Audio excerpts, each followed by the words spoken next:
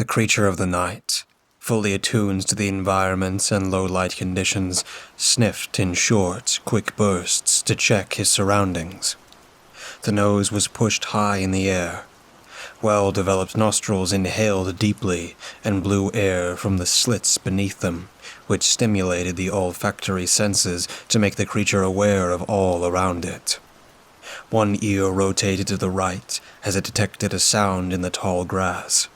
The other ear faced forward. The eyes, which reflected the full moonlight above, were laser-focused on one instinctual urge. I held my breath, waiting for it to make a move. This was the moment I had waited for more than 20 minutes. Macho, my well-adjusted 5-month-old chocolate lab puppy, cocked his leg and urinated on the fire hydrant. His eyes remained focused on the squirrel, which had descended the massive oak tree to fetch a midnight snack in the tall grass just off the sidewalk. This was the first time Macho had ever cried to go outside to use the bathroom, a good sign his potty training was coming along. He kicked and tore at the grass near the hydrant with his back feet until I tugged at the leather leash for him to cease. He wagged his tail as I groggily administered a pat on the head and a treat to reward the behavior.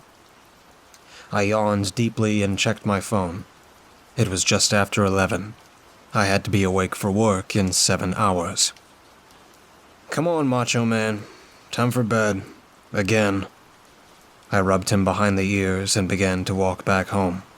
The park at the edge of my neighborhood was beautiful and cared for by the city. Elegant street lamps, created to match the image of old oil lamps, illuminated the pathway for safe traversing even in the dead of night. My neighborhood, known as Millennium Park, sat just off the edge of downtown proper. Just over 100 two-story homes full of families lined each street, nestled between rows of ancient oaks which were never cut down when the city was built. The cool breeze of autumn ripped through the forested park around me. A mountain of orange and red leaves cascaded down around me. Macho did battle with one as it tumbled down onto his nose, until he tripped over his own feet and cartwheeled onto his stomach. I couldn't help but smile as he looked back at me in confusion. I passed a park billboard, nothing more than cork and a wooden frame. I examined the warnings and photographs tacked and stapled around it. Unsure of if the breeze or the sight caused me to shiver, I turned away. Over the last 6 months, 3 children and more than a dozen pets had gone missing in Millennium Park. It started with Joseph Umstead, a 9-year-old boy who disappeared in his own backyard. A month later, 2 twin girls and their pug vanished from their backyard during an evening barbecue. Every month, someone or someone's pet went missing. 4 cats vanished in one evening. The fact that every disappearance occurred on the night of a full moon led to the local dubbing of incidents the full moon murders, even though no body had been found up to that point. That is, until little Timmy Garland turned up. Timmy was found 7 feet off the ground, wedged between the branches of a birch tree where the park abutted Sanders Street. His liver had been ripped from his body and the corpse mangled beyond all recognition. He was only identified after his mother located his Identikid card for a fingerprint match. The brutality of the kill had shocked the city and gave the parents of the other missing children less hope for a safe return. And yet, here I was, on the full moon, walking my dog while I scrolled on my phone. But I was an adult, not a child, and certainly not an overweight house cat locked outside in the night. Still, the thought of those poor kids, all missing after so much time, disturbed me. I stepped awkwardly as I stared down at my phone and tumbled off the concrete sidewalk. I landed directly on my butt. Pain radiated up my back as I jammed my coccyx and wrenched my hips at an awkward angle. Macho stopped and looked back at me. then trotted over to nudge my hands. I looked around to make sure no one saw my embarrassing gaffe, then remembered the time. A chilly breeze crinkled the leaves on the ground and caused the skin on my left elbow to sting. I raised it up, but felt the warm trickle of blood before I saw it. Macho bounded around me, making sure to nudge and lick at my fingers. "I'm okay, Macho Man. Really, cut it out," I told him, but I couldn't be mad at him for checking on my safety. I stood up cautiously and stretched my body at the hips. I tried to pat the very good boy on the head, but he continued to bob and weave. Macho's ears nipped straight up, and he suddenly ceased all movement. His entire body became rigid, and he stood in front of me, fur erect. He lowered his head and tucked his tail between his legs. He stared intently across the open expanse of the park into the swirling blackness of the night. The breeze blew directly into our faces as Macho froze in place. We were downwind of something he didn't like. "What is it? What do you see?" Macho whimpered and retreated towards me. He pawed at me to pick him up. I narrowed my eyes to gaze beyond the sidewalk where the warm embrace of the street lamps could not reach. At first, I could see nothing. The darkness enveloped everything in a smothering coil. Then, I caught movement. I thought it was my mind playing tricks on me at first, but the more I stared, the more I realized it indeed was someone walking across the field. No, not a someone. It was something. It was slumped low, slinking like a beast. My blood ran cold. I was being stalked. I couldn't make out what the form was, but it moved carefully and slowly, with precise, delicate motions. Macho cowered and growled weakly. I quickly checked the distance between the thing in front of me and the path to the stone bridge which led to the park's exit. I scooped up the little puppy in one arm and made a break for it. In full sprint, I didn't dare look back as my mind raced with what it could be. Coyote, I thought. It had to be. But it looked much too big. Bears had been seen in the area, frequently migrating between the mountains and the coast. But was I being attacked by a black bear? I reached the bridge and stopped to catch my breath under a street lamp.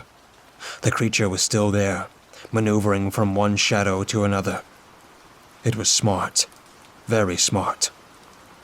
I was less than a block from my home. I ran as quickly as I could to the street. I heard the soft pitter-patter of bare feet on the pavement as the thing kept pace with me. I spotted my brownstone-style home, the warm, safe glow of my front porch lamp to guide me.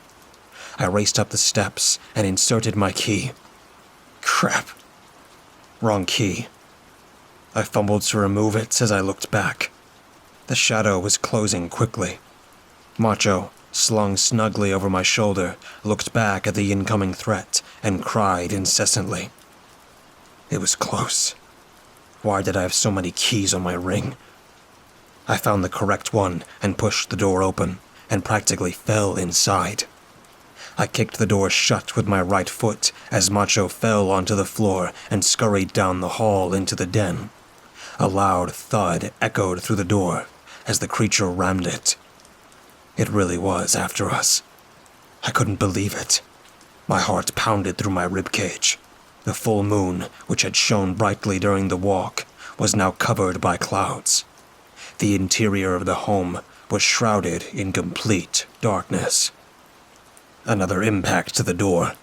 It groaned slightly. Then another. And this time the door creaked as the wood weakened. Christ, it was going to break the door down. I heard metal being sheared apart. The creature rammed the door a fourth time, but this attack was much weaker. Had it injured itself? It collided once again.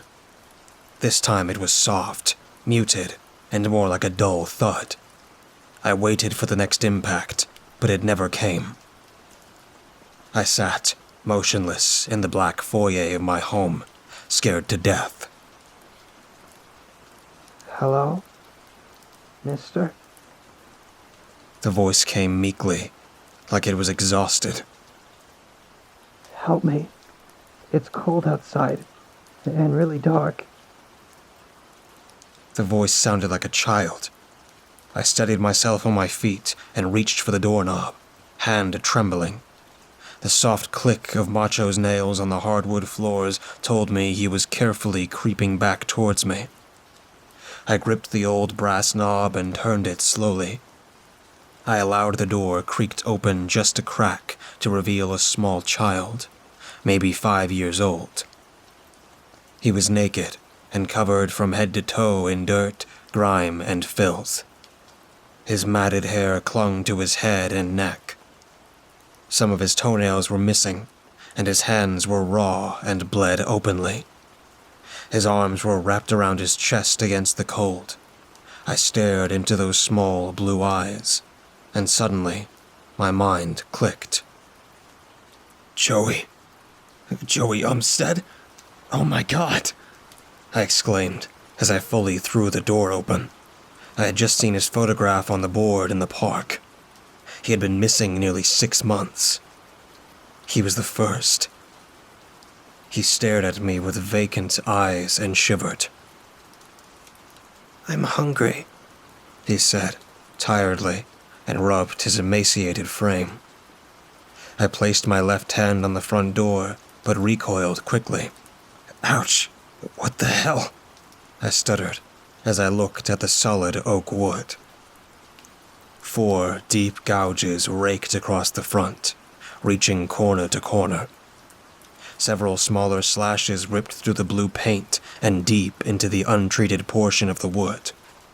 The wrought iron railing which lined my stoop was bent and twisted like a pretzel. The damage was unfathomable. Macho crept to my heel and bowed his head, then began to growl viciously. His tail was tucked under his legs. I stared at him, completely perplexed. My dog cowered. A filthy missing child was at my door, and something had destroyed my front door. Hey, kid, did you see? The clouds broke overhead, and the pale light of the full moon beamed down on my porch. The child twisted and convulsed violently. He let out a pained scream as his voice broke. He fell to all fours and pounded the concrete patio. I heard a deep, sickening snap. His shoulders rocked back and his hips jutted backwards. His bones were breaking. His fingernails fell from his hands and clattered against the cold concrete, but they were quickly replaced by massive claws. Little Joseph Umstead ripped the flesh from his naked torso in chunks. Macho trembled and pissed himself. He tipped over and rolled down the 7 steps to the sidewalk.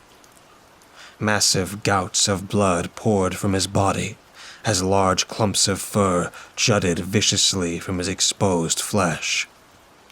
His jaws dislocated as massive teeth pushed through the lips. I stood there, frozen in abject terror. His bones continued to break and pop, and he appeared to balloon in size right before my eyes.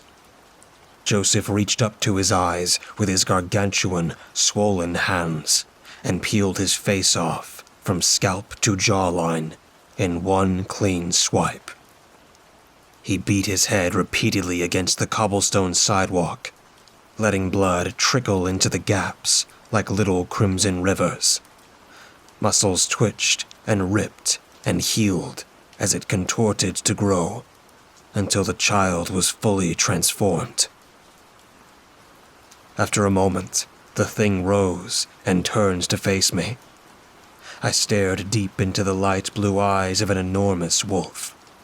Or, at least what I could closely approximate to a wolf. It easily stood more than 6 feet in height. It was thinly built, but I could see long, sinewy strands of muscle tissue beneath the ragged skin. Mange riddled the creature, reducing what should have been a thick coat down to mottled mess of patches of brown fur. The monstrous canine bared its teeth and rotated its ears back. What little hair remained along the nape raised in a thick ridge between the shoulder blades as the tail extended straight out from the body. It stamped a hind leg against the stone sidewalk, tearing what used to be the skin of the child's face in two. Jesus Christ, I said to myself. I slammed the door shut and sprinted towards my kitchen. A terrifying bang rattled the frame of the house. I slid to a stop near my kitchen counter and peered down the hallway towards the foyer. The mammoth wolf was framed in the soft moonlight, his silhouette striking a nightmarish image. Macho quickly tailed behind me, quickly losing traction on the slick floor. It took a step inside my home, then another. The crushed door frame fell away as it wrenched the door free from the hinges and tossed it against the wall. I scrambled my block of knives. I yanked the largest one out roughly, which knocked over the entire block to the tiled floor. I quickly scooped up a steak knife and threw it like a ninja in an action film. It clattered uselessly against the floor. The wolf never flinched. It continued forward in a slow, methodical pace, clearly still healing from the transformation. The creature extended its right arm and dragged the nails against the wall of the foyer. They sliced through the walls easily. It continued forward, and the talons cut into the old mirror which hung on the wall. The glass shattered, and after a moment, it recoiled in pain. It checked its paw and shook tiny flakes of metal from it. Anger seethed over its face, and it regained focus on me. The kid did say he was hungry, I thought to myself. I checked my surroundings for a way out. The basement was a one-way ticket to certain death. The only way out was up. I slid over the island and raced for the staircase. The route took me within 2 feet of the monstrous wolf child, and it took a hard swipe at me with its deadly claws. They missed my head by inches, and I flew up the steps 2 at a time. I reached the upstairs landing and looked back. The wolf leapt the entire distance in one bound and smashed into the drywall beside me. It tumbled into the spare bedroom. I slid into my bedroom as a drawer from the spare room chest was launched in my direction. It crashed to the floor and spilled excess linens. The wolf ripped through the door in one powerful motion and tore through the tattered remains violently. I slammed the bedroom door shut, but I knew it was futile. The creature was impossibly strong, and it would take mere seconds to get to me. I caught a glance at the bedroom window. It was a long way down into the backyard and parking lot. I placed the knife down on my bedside table and tossed my lamp aside. I undid the locks and yanked the window up. I felt the buzz of my mobile phone in my front pocket. I fished for it instinctively, like an idiot.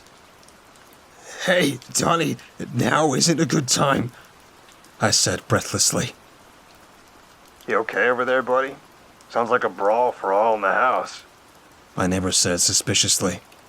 I hung up on him and grabbed the knife as the bedroom door was hacked at. 4 long, jagged nails ripped through it with ease, slashing a set of 2-foot gashes into the wood. The wolf's stare burned a hole into my brain as it hungrily set its sight on me. The door fell limply to the carpet below and rolled aside. The creature gently pushed the door open. There was nothing between us but 15 feet of carpet and open air. This was my only chance, I thought. "Macho!" I had forgotten him in my rush to get away. He stood defiantly behind the wolf, verbally berating it for the intrusion. Large globs of drool poured from the open jaw of the wolf as it set its sights on my little puppy. Macho recoiled in fear and backed down the hallway towards the landing. He fell down the staircase hard, tumbling head over tail until he crashed onto the floor. I leapt at the opening and plunged the kitchen knife into the back of the wolf. The blade sunk deep into the flesh. It didn't even flinch. It turned its head and glared at me menacingly. My eyes bulged from their sockets as I realized I had only made it angry. Thinking on my feet, I quickly removed the blade and began to stab the wolf in the back repeatedly. Large sprays of blood crisscrossed the room. Finally, acknowledging my attack, the creature backhanded me with its left paw, and I crumpled against my bed. Macho took flight down the stairs, the wolf approaching me and towering over me. I regained my composure as best I could, even though I felt like I had been smacked in the head by a heavyweight boxer. Scrambling over my bed, the wolf slashed at the mattress just a foot from me. It traversed the frame in one leap and slammed into the headboard, fracturing it. I skidded along the carpet and slid across my bathroom tile. The monstrous wolf was in hot pursuit. I didn't even bother closing the door this time. The beast lost traction on the tile and ran headlong into the shower, crashing through the wall. I backpedaled for a moment. I realized the beast had gone completely through to Donnie's town home. I peeked through the massive hole, but couldn't see any sign of the creature. "Donnie, you there?" I stuck my head through the shattered dry wall and toppled brick. Bits of insulation fluttered across the floor like tumbleweeds. What the hell? I heard Donnie scream from downstairs. An audible double bang shattered the eerie silence of the home as a shotgun discharged.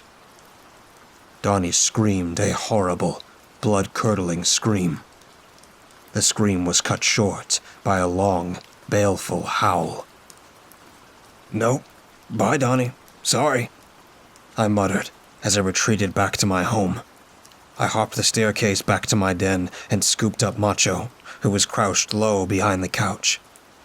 "Let's go, Macho. Time to leave." As I ran through the half-frozen kitchen, Macho in my arms, a flurry of leaves blew down the hall through my ruined door and frame. I stumbled to a halt in the hall as the wolf stepped into view on my sidewalk. It dragged a headless corpse by the ankle. Donnie. His entrails had become X-trails, dangling from his gutted torso across his chest. The monstrous thing stepped across the threshold again and pounced. It crushed me under its sheer weight. I held up my arms to defend myself as the gnashing teeth bore down upon me. It clamped down on my right forearm, separating the ulna and radius from the elbow. I thought I could hear the fascia tear away from deep beneath the flesh. I screamed in pain and made the terrible mistake of trying to pull my arm away. The teeth sunk in deeper, and the thing lifted me off the ground. It shook its head side to side, shaking me like a toy in the mouth of a vicious dog. It slammed me on the ground, and both sets of claws sunk into my back, tearing my skin. I laid on the ground, fully expecting to die. I saw my own reflection in the floor, albeit ruined and crooked. My eyes focused in, and I realized I was standing at the broken shards of the antique mirror the wolf had damaged earlier. It had recoiled from the mirror when it scratched it. But why? The wolf released me from its grip and howled. The answer slapped me in the face as I saw the ruined piece of faded metal. Silver. Old mirrors were backed in a thin layer of silver. My trembling hands slid through the chunks of glass. I winced as they riddled my hand in cuts, but grasped it eventually. I rolled over to see my attacker face to face. It snatched me up in both hands and lifted me high off the floor. I rammed the sliver of silver between the ribs, targeting where the heart of a human would be. The deep blue eyes widened in surprise, and the beast stopped mid-growl. The skin sizzled around the wound. It gasped and gagged a bit, but didn't release me. I removed the shard and stabbed the wolf repeatedly, like a shank in the side. Each new hole burned and smoked, and boiled blood fell out in chunky pieces. We both stumbled backwards out the door and tumbled down the staircase onto the sidewalk of my neighborhood. It released me, and I landed with a harsh thud on my back. The air was forcefully expelled from my lungs, and I gasped to regain my senses. The wolf landed beside me on its face, bleeding profusely. It whimpered quietly like a dog in pain. I crawled to the wounded beast. The feet feebly twitched and stopped. The distant wail of a siren resounded from somewhere in the distance. I closed my eyes for a minute. A horrible crunching sound began. I was exhausted, and I couldn't bring myself to open them. I gripped the shiv in my hand tightly, but didn't think I had the strength to fight any longer. After a long 2 minutes, it ended. "I'm sorry, mister. I was hungry." I peeked through one eye to see I was staring at little Joseph Umstead. He was face down on the cold ground. His eyes were open, but he didn't move. A pool of blood formed around his body as he bled to death a foot from me. A screech of tires sounded somewhere nearby, but I faded to black, probably from blood loss. I woke up more than a week later in a hospital, handcuffed to a bed. I was angry at first, but I couldn't do much. A concussion, shattered forearm, and more than 100 cuts told me to stay put. After a day or so, I began to realize why I was cuffed to a bed. A missing child was found dead next to me, the murder weapon in my hand. Donnie's headless corpse being nearby didn't help, but there were too many unexplainable things. The damage to my home, Donnie's home, and the injuries. I lied through my teeth. I told them I couldn't remember anything. They eventually released me, and I went to stay in a hotel. I picked Macho up from the animal shelter. He was so excited he peed on the floor when he saw me. That was where the excitement and happiness ended. The next day, he wouldn't come near me. He cowered in a corner and growled whenever I came by. No more cuddling, no more playing, no more going outside together. 3 weeks after the attack, I started eating my steak undercooked. Last night, I had 5 raw chicken breasts. I took Macho to my parents' house and asked them to keep an eye on the little guy for a few days. No matter what I ate, no matter what I drink, I am constantly in pain. My stomach roils and groans for more. The full moon is tonight. I cleaned the entire fridge of everything edible. Please, stay indoors tonight. I don't know what I will be forced to do to satiate the hunger.